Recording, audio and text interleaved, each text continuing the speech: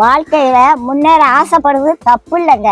எதையாவது பண்ணி எப்படியாவது முன்னேறிடணும் அப்படிங்க நினைக்க கூடாது. அப்படி நினைச்சா ஏதாவது சிக்கல்ல மாட்டிக்கிடுவோம். கடவுள் உங்களை ஏத்த வேலையில உயர்த்த வருங்க. சில பேரு எப்படியாவது காசு பணத்தை சம்பாதிச்சிடணும், அப்பதான் வயசான காலத்துல நிம்மதியா உட்காந்து சாப்பிடலான்னு நினைப்பாங்க.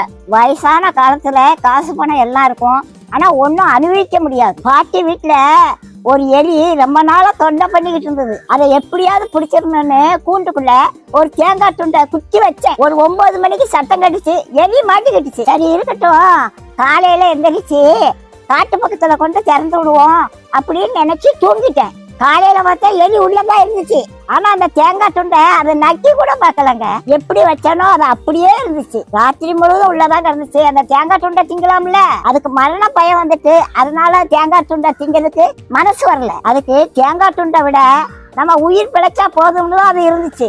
அதே மாதிரிதாங்க காசு பணத்தை சேர்த்து வச்சாங்க கடைசி காலத்துல ஒன்னையும் அனுபவிக்க மாட்டாங்க. லட்டை பார்த்த உடனே வாயில எச்சி வரும், ஆனா டாக்டர் சொன்னது ஞாபகத்துக்கு வரும், லட்டை தின்றாத சுகர் ஏறி போயிரும் அப்படின்னு சொல்லியிருக்காங்க. ஆசைப்பட்ட ஒரு லட்டை திங்க முடியல, காசு பணம் இருந்து என்ன செய்ய? கடவுளோட ஆசீர்வாதம் இருந்துச்சுன்னா கடைசி வரைக்கும் நல்லா சாப்பிடலாங்க.